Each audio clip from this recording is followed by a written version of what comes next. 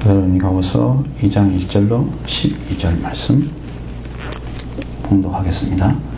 형제들아, 우리가 너에게 구하는 것은 우리 주 예수 그리스도의 강림하심과 우리가 그 앞에 모임에 관하여 영으로나 말로 또는 말로나 또는 우리에게서 받았다는 편지로나 주의 날이 이르렀다고 해서 쉽게 마음이 흔들리거나 두려워하지 하지 말아야 한다는 것이라.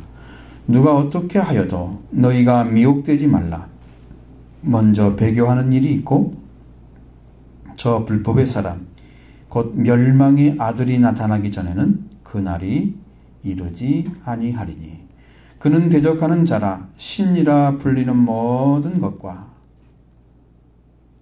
숭배함을 받는 것에 대항하여 그 위에 자기를 높이고 하나님은 성전에 앉아 자기를 하나님이라고 내세우느니라.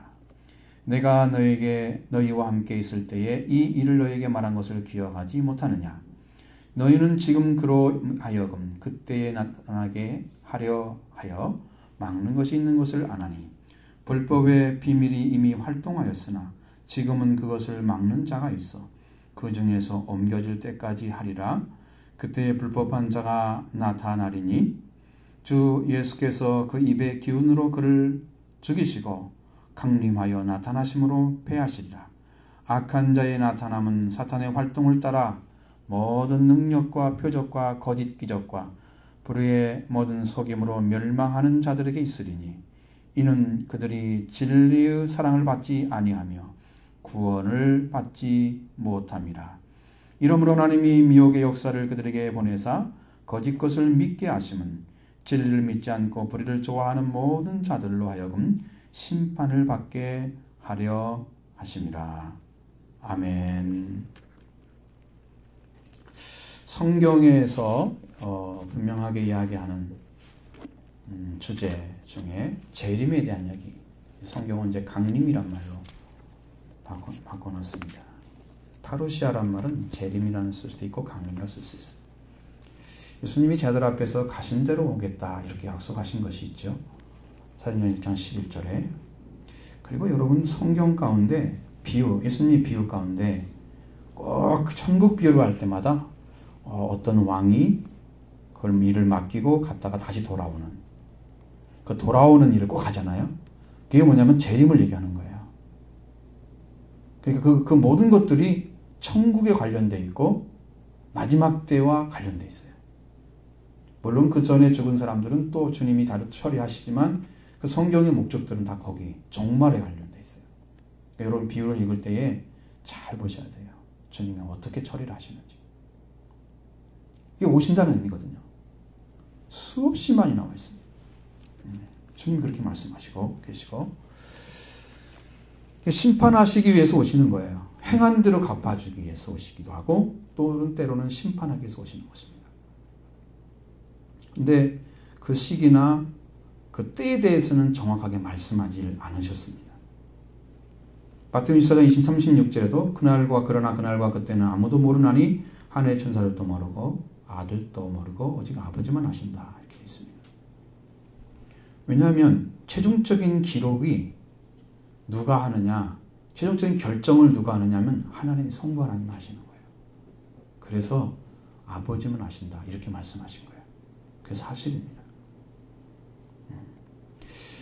최초의 복음인 마가복음이 주 60년에 기록되었습니다. 성경에 처음 복음서. 그리고 마태복음은 그 후에 60년에서 70년 사이에 기록되었다라고 얘기합니다. 그 데살로니가후서는 주 51년에 52년에 기록되었습니다. 마가복음이나 마태복음을 바울이 알 리가 없습니다. 그런데 어떻게 내용이 그렇게 일치를 하느냐는 거예요. 성령이 말씀하지 않으면 동일한 내용이 나올 수가 없는 거예요. 그러니까 하나님의 말씀은 통일성이 있는 거예요. 한 분이 얘기했기 때문에 그렇죠. 다른 사람 얘기를 했겠지만 복음서를 알지 못하고 있을 때 기록된 말씀이기 때문에 데살로니가후서 2장 있는 말씀들은 아주 중요한 의미를 가지고 있습니다. 그래서 중요한 거예요. 자, 그러면 1절, 2절부터 보겠습니다. 형제들아, 우리가 너에게 구하는 것은 우리 주 예수 그리스도의 강림하심과 우리가 그 앞에 모임에 관하여 영으로나 또는 말로나 또는 우리에게서 받았다 하는 편지로나 주의 날이 이르렀다고 해서 쉽게 마음이 흔들리거나 두려워하거나 하지 말아야 한다는 것이다. 자, 바울이 먼저 데살로니가 형제들에게 요구하고 있는 것이 뭐냐? 예수 그리스도의 강림에 대한 것입니다. 그리고 그 앞에 모임에 관한 것입니다. 근데 그 일이 영으로나 말로나 또는 우리가 받은 편지로나 주의 날이 이르렀다고 해가지고 속히 마음이 쉽게 흔들리자 두려워하지 말라. 그런 이야기입니다. 그 예수 그리스도의 강림을 하심이란 뜻은 재림을 가리키는 거죠. 예수님이 다시 오신다는 거예요.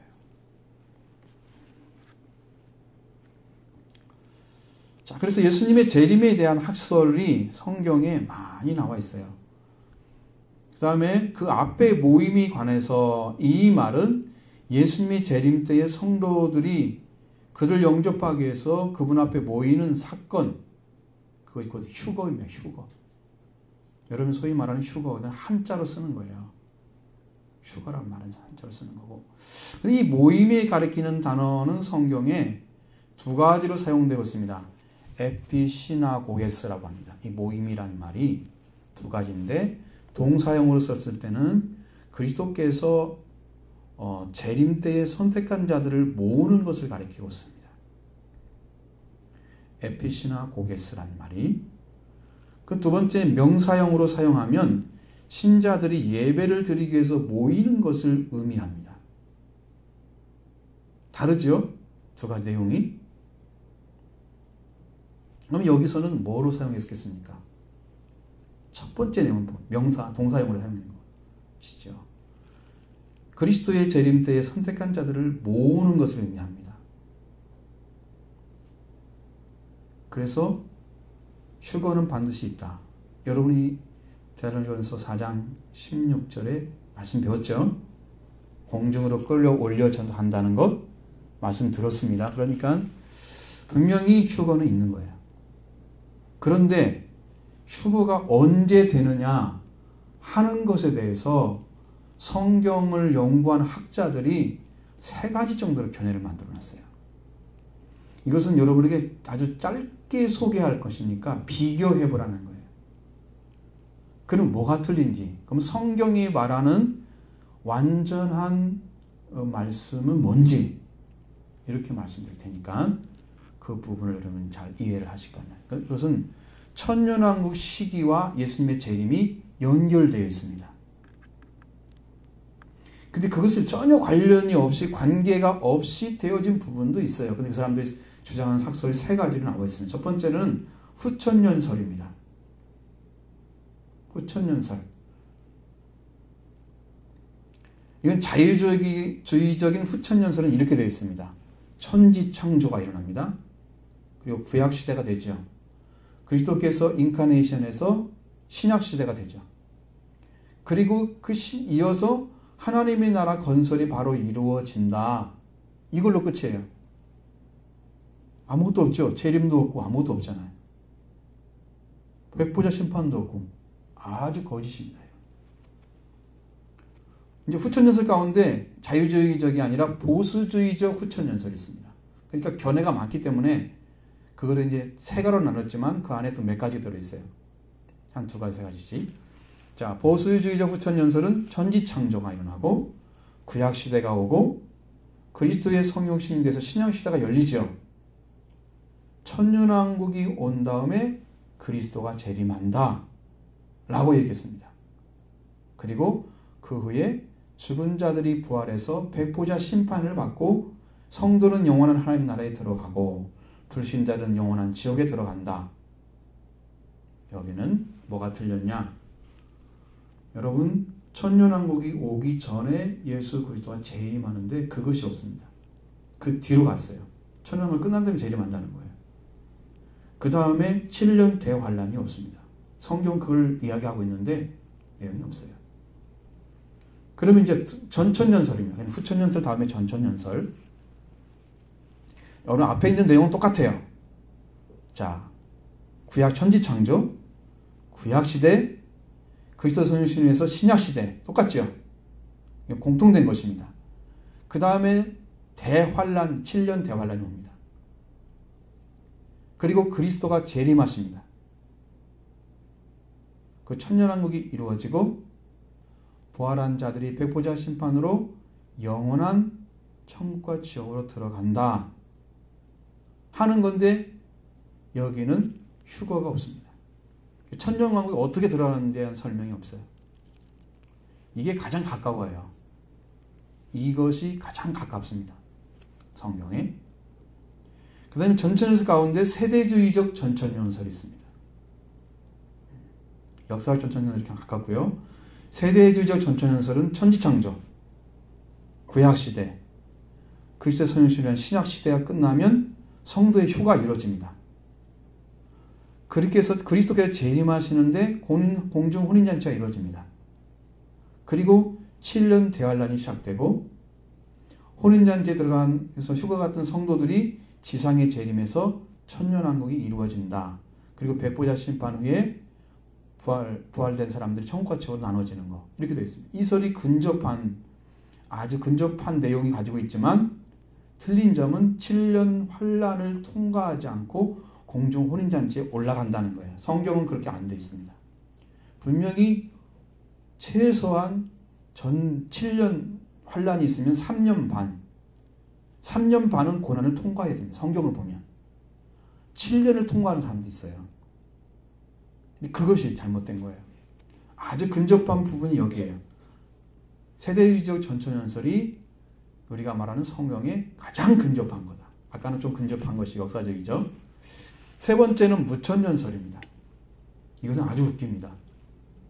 천지창조, 구약시대, 신약시대, 신약시대가 천년왕국이라고 그래요.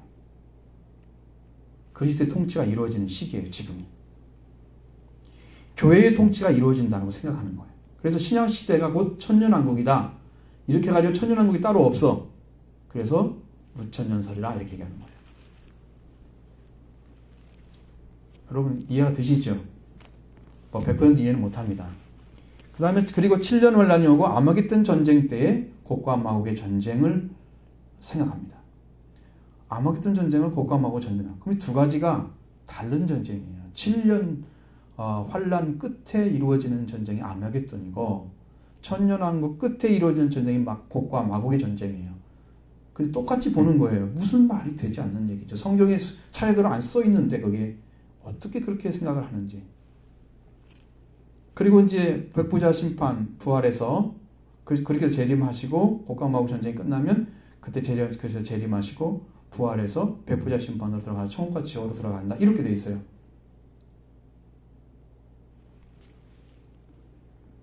이것은 전혀 이해할 수 없는 자유주의적 전천년, 후천년설하고 여기 무천년설은 가장 나쁜 생각인데 성경적으로 안 가르쳐요. 왜?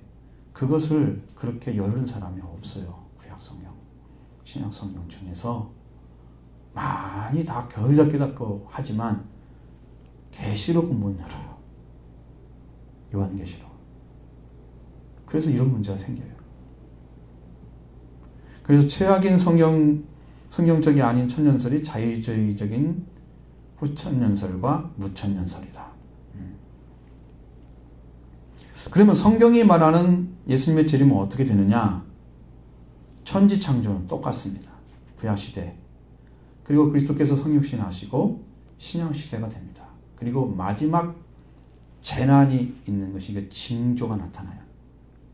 이건 끝에가 그렇습니다. 주님이 오시기 직전 끝에 그런 징조들이 막 나타나면서 7년 환란이 시작됩니다. 점삼년 반은 극심한 고통과 많은 사람이 죽고 지구가 초토화가 되어가는 그런 일들이 막 벌어져요. 엄청나게. 그 지진이 일어났다고 끝이 아니에요. 그때부터 666표가 나타나기 시작합니다. 지금도 666표를 팔고 있는 사람들이 있어요. 어떤 분들은 베리칩이 666이다 그래요. 근데 미국 같은 데는 지금 그 베리칩을 심으려고 하잖아요. 왜? 건강보험 이후로 사람들의 이마나 오른손에 지금 그다 심으려고 그래요. 쌀알 크기만은 될 것입니다. 나중에는 이게 베리칩이 아니고 다른 형태로 바뀔 수 있기 때문에 베리칩이 666이다 이렇게 말하기는 어려워요. 근데 그걸 잘못 심으면 부작용이 일어나가지고 막 불어 튼대요. 손 같은 데는 이마가. 성경에 나와 있어요. 그걸 한 사람이 그렇게 된다는. 그게 똑같이 되는 거야.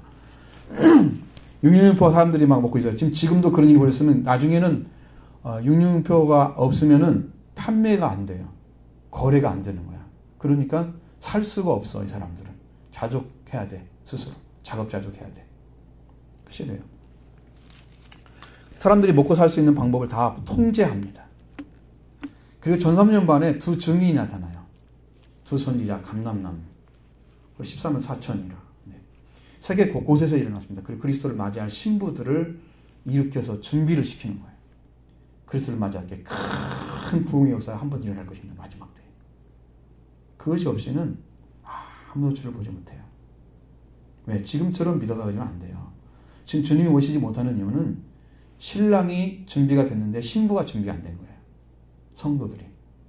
그래도 못 오시는 거예요. 그러니까 지금 준비하고 올 것입니다. 그리스도를 맞이할 준비를 신부를 일으켜서 그리스도를 맞이하게 하는 큰 역사가 일어나고 전삼년반이 마칠 즈음에 적그리스도가 나타납니다. 그리고 두 증인이 권능을 가지고 행했던 막 재앙을 주고 마음대로 재앙을 주는 능력을 다 줘요. 그 사람들한테. 금기름을 줘가지고 성령인데 더 강력한 능력을 가졌다고 그래서 금기름이란 말을 써요. 그래서 그 사람들을 이 적그리스도 나타나 죽입니다. 그래서 세계 곳곳에 다 걸어놔요. 세계 곳곳에. 사람들 다 보면서 막 즐거워해요. 그리고 3일 반 후에 이 사람들이 부활해서 승천을 합니다. 놀라 자빠지죠. 자빠집니다. 이때부터 예비처에 들어가기 시작합니다. 적그리스도를 피하지 않으면 견딜 수 없는 환난과 박해가 시작됩니다. 이제는 그 후로는 전무후무한 지진이 일어납니다. 여러분 원자폭탄을 아무리 쏘아도 그보다 몇십만 배 강력한 지진이 일어납니다. 그것은 상대할 수 없는 정도예요. 그래서 개국 후에 이런 환란이 없으며 성경은 전무후무한 환란이다 얘기하는데 그것이 나타나기 시작합니다. 마지막 딱 됩니다. 예비처에 있는 자들 외에는 살아남지 못하게 됩니다. 그리고 최후의 전쟁인 아마겟돈 전쟁이 일어나는데 지상에서 이것은 마귀가 그리스도를 상대로 싸우는 거예요. 그리스도의 재림을 방하게 하기 위해서 마귀가 벌이는 지상 최후의 전쟁이 바로 아마겟돈 전쟁입니다. 그리고 마지막 때에 그리스도가 이기게 되고 공중 휴거가 이때 일어납니다. 아마겟돈 전쟁이 일어나기 전에 일어나죠. 그리고 그리스도의 승리로 말미암아 지상은 완전히 불타게 되고 그 후에 지상은 새롭게 돼서 천년왕국이 시작됩니다. 그때 혼인잔치, 공중 혼인잔치 휴거됐던 사람들이 내려와서 예수님과 함께 임재를 하죠. 이 땅에 천년왕국에 들어가는 거예요. 그 사람들이.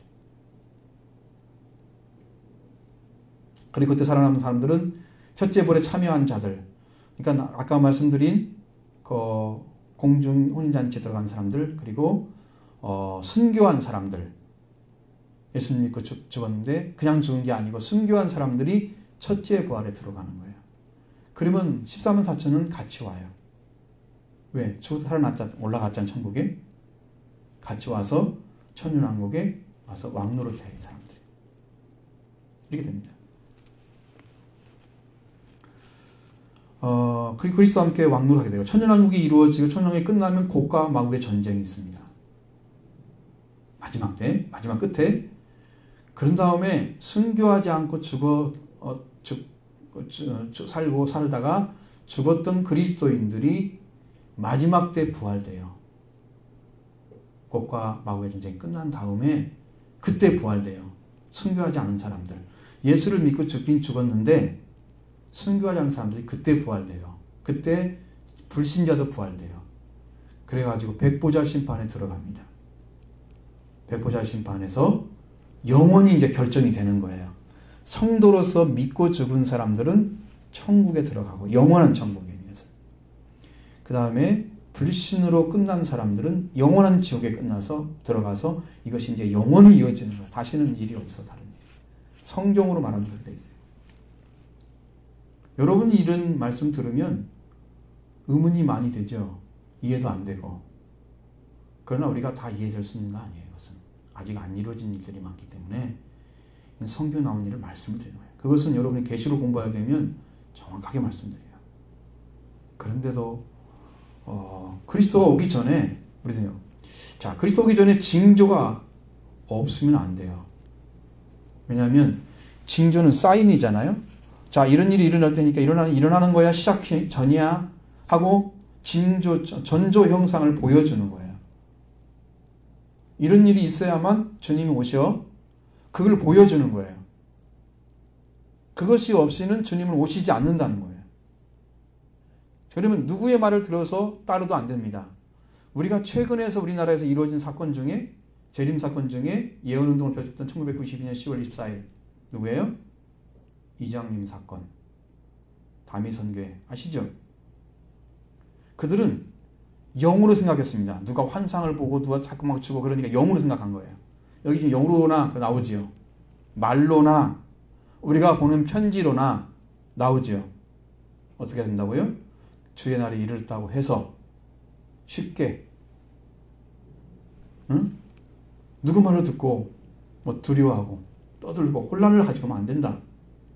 누구의 말도 안 되고 바울이 보냈던 데살로니가 전서를 보고도 안 돼. 왜? 언제 온다는 말은 안 했잖아요. 온다는 말은 너희들이 알고 있다고 얘기했지. 온다는 말은 안 했어. 성도들은 급하게 그리스도에서 재림하실 것처럼 살았습니다. 생활이 막 혼란되게. 곧 오시는데 뭘 할 일이 뭐가 있어. 저 주님 준비해야지. 그러면서 일도 안 하고 마음대로 살았던. 그렇기 때문에 혼란이 가중된 것을 완전히 차단하고 그 다음에 신부 준비를 잘 하기 위해서 그들을 막아선 거예요. 주의 날이 있다고 해서 마음이 쉽게 흔들리거나 두려워하지 말아야 한다는 것입니다. 여러분도 이 말씀을 듣고 나서 내일 모레 오는 것처럼 살면 안 된다. 왜? 그걸 준비하고만 있으면 되는데 그것도 안 하면서 그냥 오시는 것에 들떠있는. 근데 요즘 분위기는 예수님이 오실 것에 대한 준비를 하는 교회가 거의 없습니다. 다 세속화됐습니다. 이 성도들이 안 일어난단 말이죠. 그러면 누가 어떻게 말을 해도 미혹되지 말아야 할 것에서 설명해 주셨습니다. 3절 4절 보겠습니다.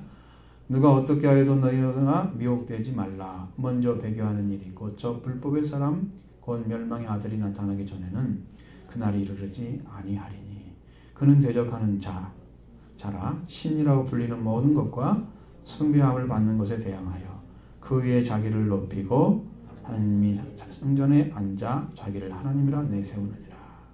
아멘. 자, 누가 어떻게 말해도 여러분 미혹되지 말아야 합니다. 어떤 말로 듣지 마십시오.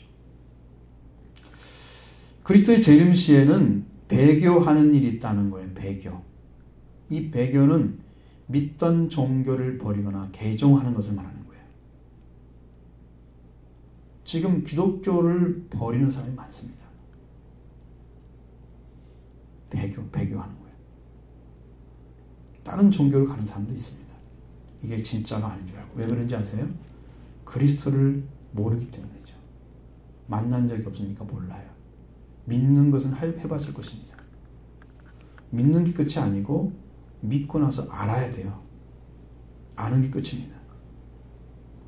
경험하지 못했습니다. 원래 이것이 아포스타시라는 단어를 쓴 배교란 말은 정치적, 군사적 반란을 의미하는 거예요. 그러니까 주님의 날이 있을 때에 하나님을 대항하는 악의 세력이 출현할 거다. 그런 의미예요. 여기서는. 그게 배교란 말로 사용됐습니다. 악의 세력. 하나님을 대항하는 세력이 이 땅에 생겨나요. 자, 디모데전서 4장 1절에 보면 성령이 밝게 말씀하시기 후일에 어떤 사람들이 믿음을 떠나 귀신과 미혹의 영을 따를 것이다. 여러분, 마지막 때가 되면, 후일이란 말은 비교급을 사용해서 마지막 때의 적당한 날을 가리키는 거예요. 이 단어가 후일에 성령이 말씀하십니다. 어느 적당한 때가 되면 사탄이 역사하는 거죠. 그때가 되면 사람들이 믿음을 떠나는 거예요.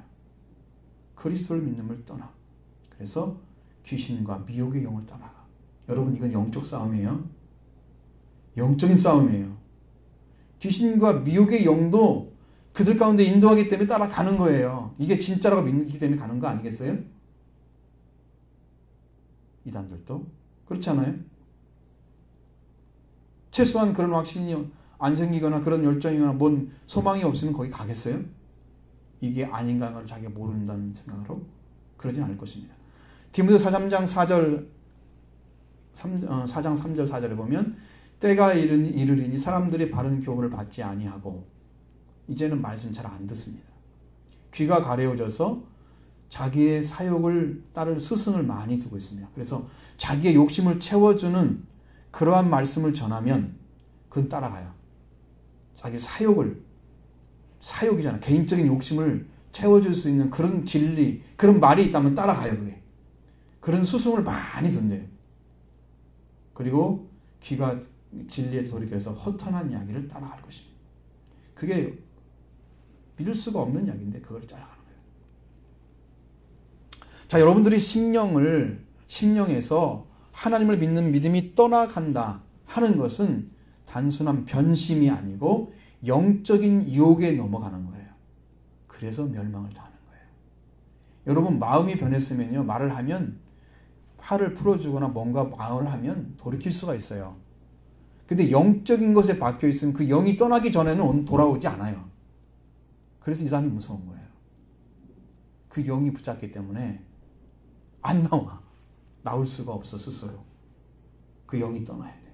확실하게 다른 것이 나와가지고 이건 믿을 수가 없어 라고는 것이 자기가 발견했다면 혹시 몰라도 그러기 전까지는 영적인 문제를 해결해 줘야 하는데, 그러려면 우리 말을 들어야 하잖아요. 말씀을 해결 방법이 없어요. 말 안 들으니까. 그러니까 이단은 창궐할 수밖에 없는 거예요.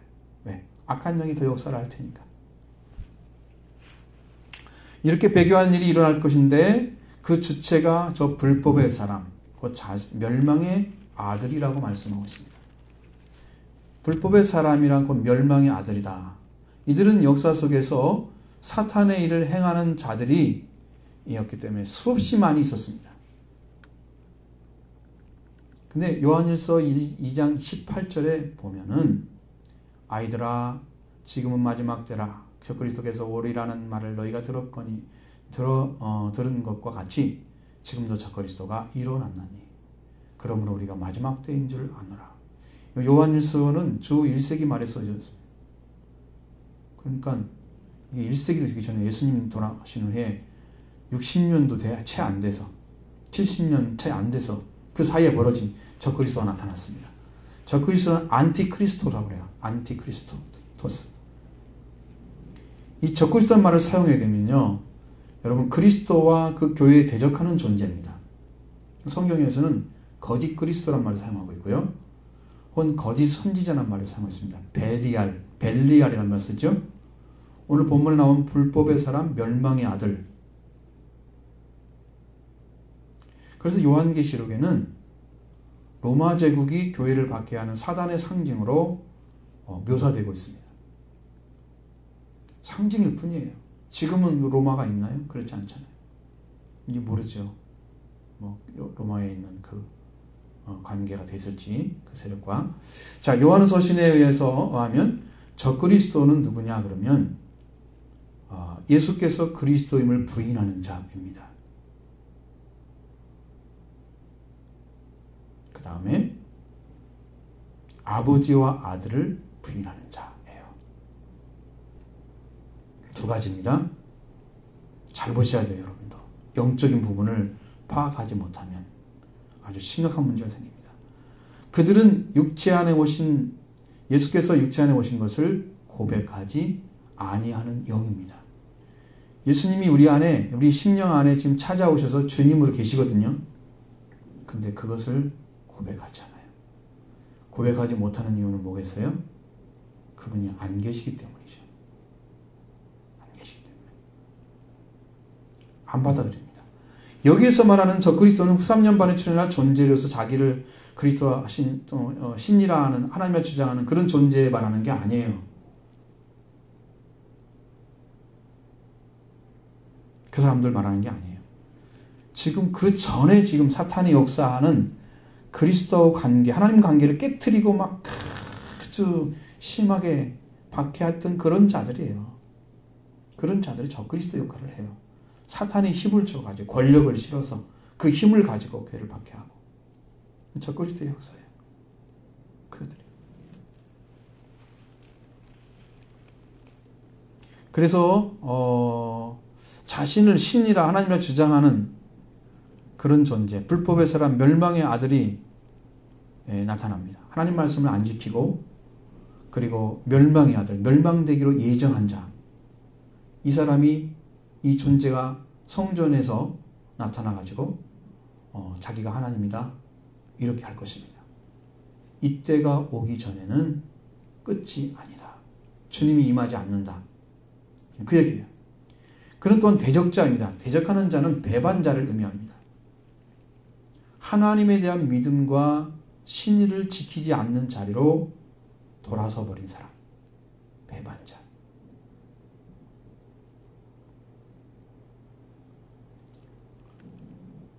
그래서 이 사람은 어떻게 하느냐? 자신을 신이라고 불러요. 자, 그러면서 이 신이라고 불리는 모든 자,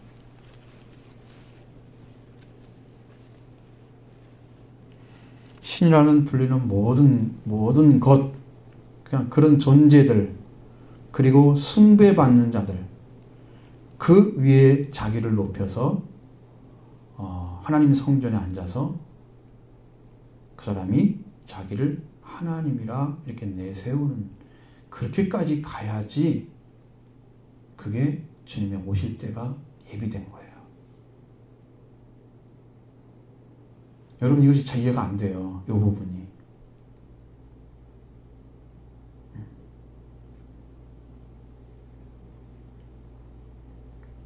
다시 말하면 신이라고 불리는 모든 것, 신이든지 신이 아니든지 간에 신이라고 불리는 모든 것, 이것들은 모든 우상을 가리키는 거예요. 자, 그 다음에 숭배함을 받는 것은 사람들이 종교심을 만족시키기 위해서 확실히 알지 못하고 섬기는 대상들이 있습니다. 어떤 사람이 될 수 있어요. 당시에는 황제도 신이라고 그랬습니다. 황제도. 그 다음에 어떤 신격화된 교주들, 높이죠? 숭배함 받죠? 이런 자들 위에 서서 자신을 높이면서 하나님이라고 자기를 내세우는 존재. 그러니까 지금까지 있는 신들, 숭배를 받는 모든 것보다 뛰어난 존재라고 자기를 외쳐대는 그 존재가 나타나기 전에는 끝이 아니다. 아직 그런 사람은 안 나왔어요. 그러니까 그게 나오면요, 정말 끝이에요. 제가 이제 적그리스도에 대해서 생각하면서, 여러분 제3성전이란 말 들어봤어요? 안 들어보셨죠? 저 나중에 저기 되면은 제가 다운을 받아놨는데 그것을 한번 여러분 가지고 좀 봤으면 좋겠어요. 제가 보여드릴 수 있는 저 자료가 하나 있으니까 봐야 돼요. 제3성전이라는 것은 적그리스도가 세우는 마지막 날에 이루어지는, 그때 나타나는 성전이 나타나요. 여러분, 제3성전이라는 말의 뜻은 뭐냐면, 솔로몬 성전 있죠? 스룹바벨 성전 있죠? 그 다음에 세 번째 세워지는 성전이라 그래서 제3성전이라 그러는 거예요. 그 말 의미도 못 알아들으면 곤란하죠. 근데 이것이 세워지는 때가 예수님의 재림 시간이 이다라는 것을 성경 신학자나 그리스도를 믿는 유대인들도 다 알고 있어요. 그리고 그들은 이미 성전을 세우기 위해서 다 준비를 해놨어요. 준비해놨습니다. 만약에 이 성전에서 자기가 하나님이라고 하는 자가 일어난다면 그게 마지막 때의 모습이에요. 가능성이 있습니다. 제3성전. 이 성전이 세워지는 곳은 모리아산이라고 하는 거. 그리고 지금의 예루살렘에 있는 여러분 돔이 있잖아요. 황금돔. 이슬람 그 사원이 있어요. 그 자리와 거의 비슷하대요. 흡사하대요. 어떤 사람은 거기서 45m 떨어졌다고 그래요. 옆으로. 그래서 같이 공존할 수 있다고 생각하는데, 이 성전이 세워지기 위해서는 여러분, 이슬람이 자기의 3대 성지라고 생각하는 그 예루살렘을 도와줄 리가 없습니다. 그러면 지금 이슬람교를 믿는 국가가 60여 개국이에요. 이 수없는 사람들이 전투 준비를 하고 군사를 데리고 올 거예요. 그러면 세계 3차 대전도 일어날 수가 있어요. 이걸 통해서. 승자가 거기서 세우겠죠, 성전을. 승자가 아니면 못 세우겠죠. 그럴 것입니다. 종교 전쟁이 일어날 가능성이 있다. 그럼 제상성전이 아니더라도 불법의 사람, 곧 멸망의 아들이 나타나 자기를 높이며 신이라 불리는 모든 것과 숭배를 받는 모든 것 위에 자기를 하나님이라 내세우는 성전 하나님 성전에서 그런 일이 분명히 나타날 건데, 이게 그리스도를 넘어서 하나님이라고 자기를 내세우는 거예요. 이게 완전히 죄악의 세상에서 최후의 멸망에 가증한 것이 나타나는 거예요. 최후의 것이에요. 그래서 하나님이 성전에 앉아서 그들이 나타나는 하나님이라는 그때 최후의 전장으로 끝날 시간이에요. 근데 거기가 성경이 그 말씀을 증거하는 성경이 어디 나오냐? 마태복음 24장 15절에. 그러므로 너희가 선지자 다니엘이 말한 바 멸망에 가증한 것이 거룩한 것에 선 것을 보거든 읽는 자는 깨달을진저라고 기록되어 있는 말씀. 이 다니엘이 기록한 말씀이에요. 다니엘서에. 구약에서 가증한 것이라는 것이 무슨 의미냐면 여호와 하나님의 권위를 손상시키는 신성모독과 연관되어 있어요. 자, 하나님을 신성모독하는 거예요. 내가 하나님이라 하는 존재가 나타나는 거예요. 신성모독. 구토감하고 혐오스러운 존재. 근데 그 멸망에 가증한 것이 어디에 있다고요? 거룩한 곳. 그럼 뭐예요? 성전이잖아요. 그러니까 여기 이거 똑같으죠? 똑같습니다. 이 말씀하고. 이게 나타날 것입니다. 불법의 사람 멸망에 되기로 예정된 그 사람, 자칭 하나님이라 하는 적그리스도가 그에 앉을 것이라는 거예요. 그것이 나가기 전까지는 주님이 오신다? 안 오신다. 그러면 그 전에 나타난 건 뭐예요? 예수님이 오시기 전에 징조 현상들이야. 그러니까 그것은 재앙으로 나타나는데, 엄청난 재앙으로 나타나는데 징조 현상에 불과한 거예요. 주님 오시지 않았어요. 적그리스도입니다. 그 다음 보십시오. 5절로 7절의 말씀. 비밀이 활동하고 있지만, 불법이 비밀이 활동하고 있지만 그것을 막는 자가 있어서 그 중에 옮길 때까지 하리라고 말씀하죠. 5절로 7절 보겠습니다. 내가 너희와 함께 있을 때에 이를 너희에게 말한 것을 기억하지 못하느냐? 너희는 지금 그로 하여금 그때에 나타나게 하려 하여 막는 것이 있는 것을 아나니 불법의 비밀이 이미 활동하였으나 지금은 그것을 막는 자가 있어 그 중에서 옮겨질 때까지 하리라. 바울은요 아주 강하게 강조하고 있습니다. 5절에는 이미 말씀했다고 했고요. 6절에는 지금 그로 하여금 그의 때에 나타나게 하려고 하는 것을 막는 것을 너희가 알고 있다고 얘기해요. 그의 때. 그 말은 적당한 때를 가리키는 거예요. 그건 모르죠, 우리가 언제인지를. 근데 이것은 하나님께서 불법의 사람이 나타나게 될 시간이 정해진 시간이 있다는 거예요. 적당한 때가 있다는 거예요. 분명히 있다는 거예요. 근데 7절에는 불법의 비밀이 이미 활동하고 있다 그래요. 비밀은 이것은 감춰져 있다는 의미로 사용됐습니다. 이것은 불법의 사람이 지금 감춰져 있으면서 은밀하게 활동을 시작했다는 거예요. 지금도 하고 있습니다. 불법의 사람, 은밀하게 활동을 시작. 그걸 막는 자가 있기 때문에 은밀하게 하는 거예요. 그걸 막는 자가 없으면요, 드러내놓고 이 사람을 아주 막 파괴시켜버릴 것입니다. 아주 문제예요. 그것을 막는 자가 누굴까 하면 그리스도입니다. 근데 많은 성경을 찾아봐도 다른 데 해석을 봐도 몰라요. 모른대요. 이제 사탄이 공중에서 미가엘과 전쟁을 하죠. 하게 되고 그리고 그들이 이 땅에 내려옵니다. 쫓겨나면 그 사탄이 내려오게 되면 여기는 엄청난 혼란이 있을 것입니다. 세상에. 온갖 불법과 죄악이 난무하게 될 것입니다. 지금보다 더 심하게. 그때 불법에서는 멸망의 사람, 자칭 하나님이라는 존재, 적그리스도가 이 땅에 나타나게 되는데 그것에 쫓겨난 일까지도 주님께서 행하십니다. 그리고 이 땅의 천사들이 지금 전쟁을 못하도록 다 막고 있어요. 여러분, 이것은 하나님의 명령이 떨어지면 이 세상은 네 방향에서 서 있는 천사들로 철수시켜버리면 이 땅은 곧바로 전쟁으로 들어갑니다. 지금 네 방향의 천사들이 잡고 있습니다. 그래서 전쟁이 안 일어나는 거예요. 대개 전쟁이 일어나는 그곳에는요, 천사들이 있어요. 하나님이 그걸 수행하게 만드십니다. 그거 보면 사람들이 다 자기들이 한다고 생각하잖아요. 천사들이 하세요. 천사들이 손만 놓으라고 하나님 명령 떨어지면요, 이 땅은 그냥 당장 불받을 수 있습니다. 이게 놀라운 일이에요. 여러분, 요한계시록 7장 1절에 그 말씀이 나와 있습니다.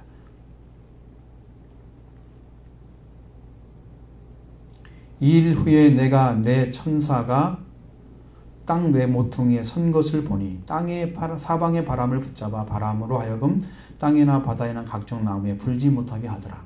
자, 땅의 사방의 바람을 잡고 있는, 바람으로 땅의 바다나 각종 나무에 불지 못하게 하는 그 존재가 천사들이에요. 하나님이 시켰습니다. 땅의 사방의 바람은 곧 전쟁을 의미합니다. 이걸 놓아주게 되면 사방에서 모여서 이 땅은 바로 초토화되어 버리죠. 불로 그냥 멸망다. 하나님 그렇게 아직 하지 않고 있습니다. 아직도 그 바람을 붙잡고 있어요, 천사들이. 마지막 시간에 놓으려고 지금 할 것입니다. 그때는 전무후무한 개고교의 큰 환란이 찾아오게 될 것입니다. 그럼 사탄의 역사를 지금 막고 있기 때문에 안 움직여요. 그럼 사탄이 지금 그걸 놓게 되면 사탄도 이 땅에 이제 쫓겨나서 할 일이 이 지상을 지키는 건데 그것도 뺏기게 될까봐 이제 하나님이 있는 사람들을 막 박해하면서 불신자들을 더 되게 만들어 믿는 자들까지도 멸망의 사람 만들어가는 일을 계속하게 될 거예요. 이게 무서운 이제 시간이 되는 거죠. 그러면 사탄의 역사를 어떻게 하시는가? 자, 하는 말씀에 대해서 8절에 기록됐습니다. 보시죠. 그때 불법한 자가 나타나리니 주 예수께서 그의 입의 기운으로 그를 죽이시고 강림하여 나타나심으로 패하시리라. 이 지상에 불법한 자가 나타납니다. 아까 말씀드린 불법의 사람이 있죠? 멸망의 아들, 멸망되기로 예정된 자, 그리고 자칭 하나님이라는 존재. 똑같은 사람이에요. 똑같은 사람이에요. 대적자입니다. 그는. 이 불법한 사람입니다. 그러면 예수님께서 재림하실 때에 적그리스도, 우리는 이제 그것을 그 계시록을 인용해서 적그리스도라고 얘기합니다. 그 사람을. 그 적그리스도를 예수님께서 재림하실 때에 입의 기운으로 죽인대요. 입의 기운으로. 자, 이거 어떻게 되냐면 이제 마지막 예수님이 재림하시면 2억 명의 군사들이 모여가지고 전쟁을 합니다. 그게 저는 중동 전쟁일 것 같아요. 한국 전쟁은 아니고요. 중동 전쟁이에요. 마지막. 예수님이 거기에 재림을 하시니까. 감람산 그쪽에 재림한다고 성경에 써있기 때문에 자, 마지막 전쟁입니다. 그리스도도 전쟁이 일어났죠. 그리고 적그리스도를 예수님께서 입의 기운으로 죽인다는 거예요. 이 기운이란 말은 푸뉴마를 가리키는 거예요. 푸뉴마는 영을 말합니다. 영은 말씀을 가리키는 건데, 그러니까 예수님의 입에서 날카로운 칼이 있다고 그랬어요. 성경에 보면 계시록에. 그 말씀의 능력을 가리키는 거예요. 날카로운 칼. 그 말씀의 칼로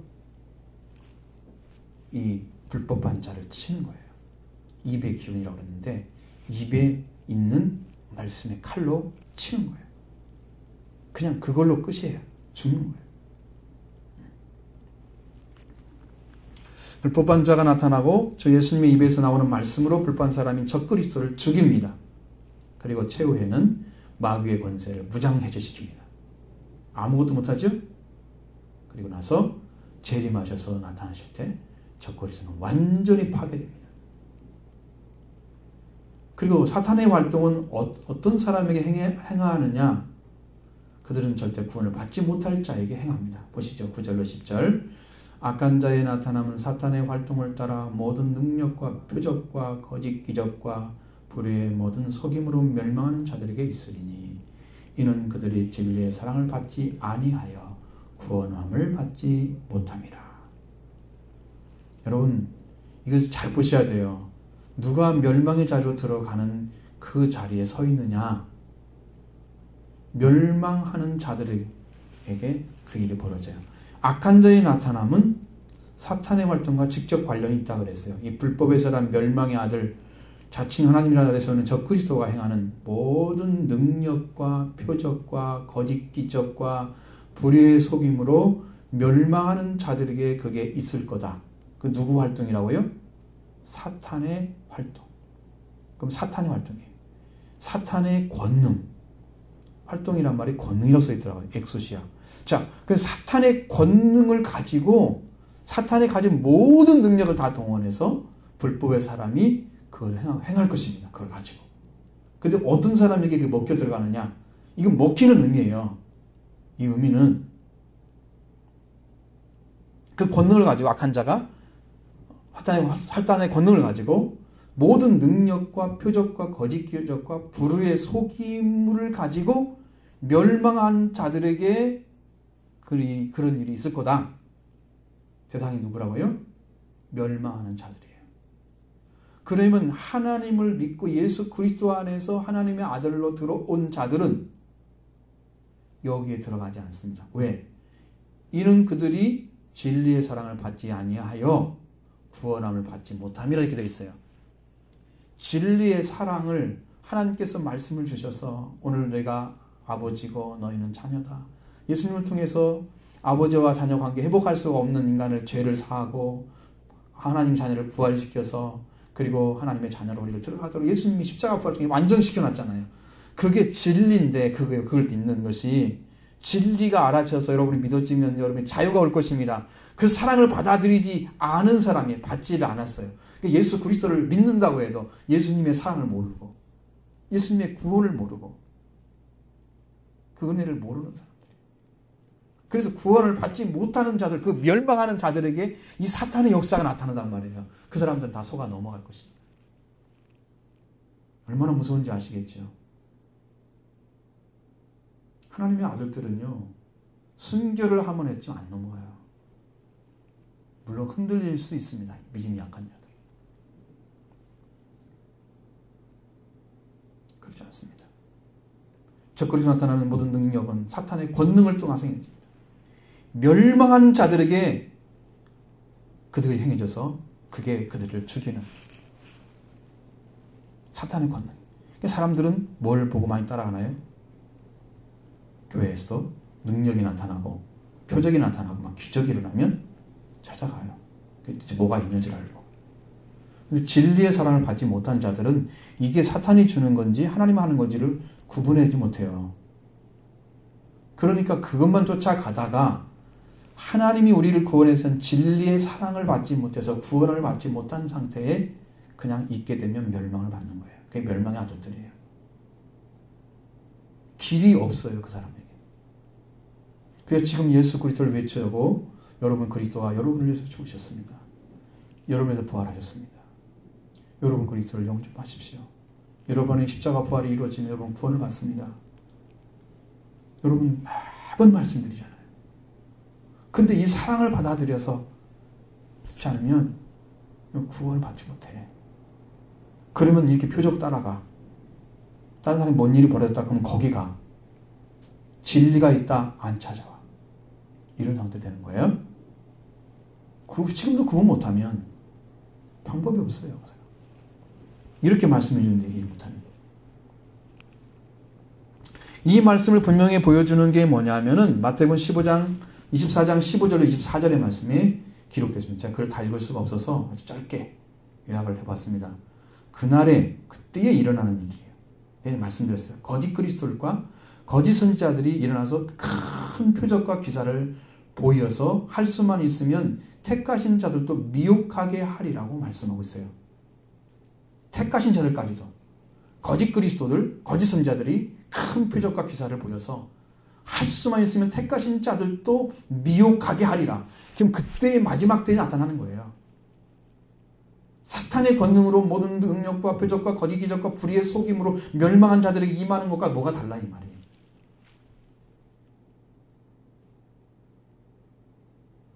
마태복음 24장 24절에는 할 수만 있으면 택하신 자들도 미혹하게 하리라. 데살로니가후서 2장 9절로 10절에는 사탄의 권능으로 모든 능력과 표적과 거짓 기적과 불의의 속임으로 멸망한 자들에 있을 것이다. 그럼 멸망한 자들이잖아요.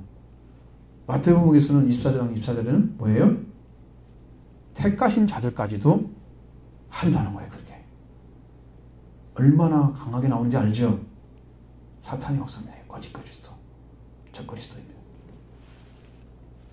그래서 그들의 진리의 사랑을 받지 아니해서 구원을 받지 못함이라고 했습니다. 참으로 진리의 사랑을 받지 못한 자들은 구원을 할 수가 없는 거예요. 그 주님의 날에 나타나는 징조를 주셔서 하나님의 미혹의 역사를 그들에게 보내셔서 그들을 거짓을 믿게 하는 거예요. 그 이유가 뭐냐? 진리를 믿지 않고 불의를 좋아하는 자들로 심판받게 하려고 그냥 놔두는 거예요. 거기에 속하게. 왜? 안 따라오니까. 진리를 믿지 않아 아무리 가르쳐줘도. 방법 없잖아요. 여러분 가르쳐주고 가르쳤는데 모르면 어떻게 해야 되나요? 방법이 있나요? 너는 그 정도야 라고 말해요. 끝나요.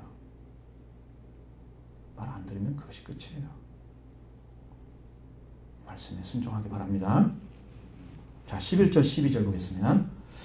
이러므로 하나님이 미혹의 역사를 그들에게 보내사 거짓 것을 믿게 하심은 진리를 믿지 않고 불의를 좋아하는 모든 자로 하여금 심판을 받게 하려 하심이라. 분명히 이렇게 말씀하셨습니다. 하나님이 이렇게 사탄의 권능으로 능력과 표적과 거짓 이적 불법한 자들의 활동 사탄의 권능에 의해서 이루어지게 하는 것은 모두 거짓 것을 믿게 한 것입니다. 하나님이 그걸 놔줬어요. 왜? 진리를 믿지 않고 불의를 따르는 자들을 심판하려고 그냥 놔두는 거예요. 그들은 안 들었잖아요. 진리의 사랑 받지 않고 구원받지 못하고 있는 그 자리에 서 있어 자기 마음대로 살아가는 사람이 어떻게 하나님의 구원을 받아 그 거룩한 날에 들어갈 수 있어요? 아무것도 준비하는 사람한테 뭐 그냥 갑자기 어느 날 천국에 오라 하나님 초청하겠어요? 그렇지 않습니다.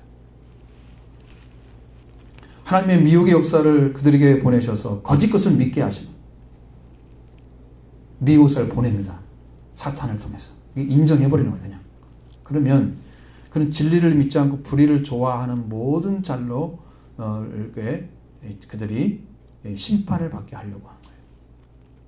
진리의 사랑을 받지 아니하는 자, 진리를 받아들이지 않는 사람, 불의를 좋아하는 사람, 이 사람들은 다 심판의 대상입니다. 심판의 대상입니다. 고집하면 할수록 더 구원과 멀어집니다. 참으로 가슴이 아픕니다.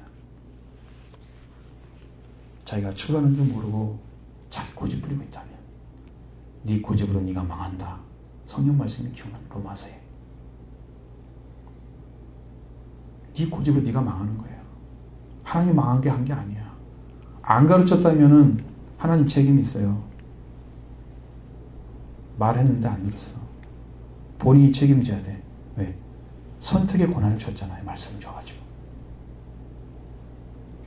그런데 우리가 뭐 자유의지가 있다고 자기 마음대로 결정했다는 아니에요. 진리를 모르는 자는요. 진리를 선택할 수가 없습니다. 무엇이 진리가 가르쳐 주잖아요. 지금. 그럼 그 사랑을 받아들이면 진리가 알아지잖아요. 그러면 구원 받습니다. 그러면 진리가 그를 책임지죠. 일하십니다. 그거 안 하니까 하나님 일할 수가 없어요. 말씀을 말이 듣는 게 의인이 아니에요. 따라와야죠. 순종해야 됩니다. 그러면 주님이 그를 행하십니다. 구원받지 못하는데 나올 리가 없어요. 하나님이. 그럼 마지막 날, 그날, 주의 날, 강림하시는 그날을 나타나는 징조는 뭐가 중심이에요? 불법의 살, 곧 멸망의 아들. 하나님을 대적하는 자. 신이라 하는 모든 존재, 그리고 숭배받는 모든 대상들을 위해 자기를 성전하는 자기를 하나님이라 내세우는 그러한 적그리스도, 이 악한 세력, 이 악한 세력이 분명히 나타날 것입니다. 마지막 날에 나타나는 현상이에요. 적그리스도는 지금까지 나타났었어요. 지금까지 나타난 사탄이 이제 막는 자가 막고 있기 때문에 지금 못하고 있는 거예요. 근데 그것이 탁 터지는 순간, 놓아주는 순간에 이 땅은 적그리스도의 세상이 되어버립니다. 막는 자가 있기 때문에 지금 이렇게 살아있는 우리가 활동 못해요. 그때 이제 요한 1세에 나타나는 그때도 적그리스도가 있었어요. 근데 거기는 막고 있어요, 주님이. 그래서 활동을 마음대로 할 수가 없으니까 은밀하게 하는 거죠. 그러나 마지막 때는 뭡니다. 그럼 마음대로 해야지. 그것이 무서운 거예요.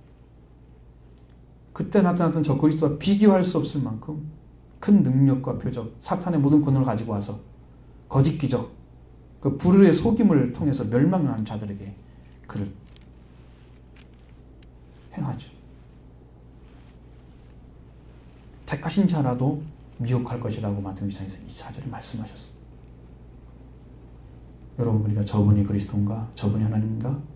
절대로 어리둥절하게 영적 혼란이 가중되는 역사가 일어날 건데 여러분 분별하시기 바랍니다. 여러분 들었잖아요.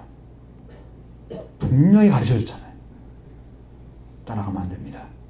그리고 땅에서 말할 수 없는 재난과 재앙이 쏟아지는 날이 될 것입니다. 여러분, 성경은 뭐라고 말씀하십니까? 만물의 마지막 것은 정신을 차리고 근신하여 기도하라. 만물의 마지막, 지금 가까이 왔습니다. 성경에는 주님이 속히 오실 것이라고 말씀했습니다. 마음을 다해서 믿음으로 충실하게 신실한 믿음으로 살아가길 바랍니다. 신부단장은 성령 받는 거예요. 성령 받지 않고 신앙생활하는 것은 아직 시작이 안 되면 열심히 받으시기 바랍니다. 받느냐 하셔야 돼요. 성령 받으셔야 됩니다. 그거 적당히 하다가 나중에 그때 목사님 말을 들을 걸 하면 큰일 나는 거죠. 언제 기회가 있어? 없어요, 이제는. 그때 외칠 때 말 좀 들을 걸 하다가 이제 그때는 이제 기회가 지나가 버린 거예요. 지금이 기회인 줄 아십시오. 지금 말씀해 주셨을 때 신부장을 시키는 교회가 별로 없어요. 그래서 이제 마지막 때 오면은 그런 두 층이 나타나야 되겠어요.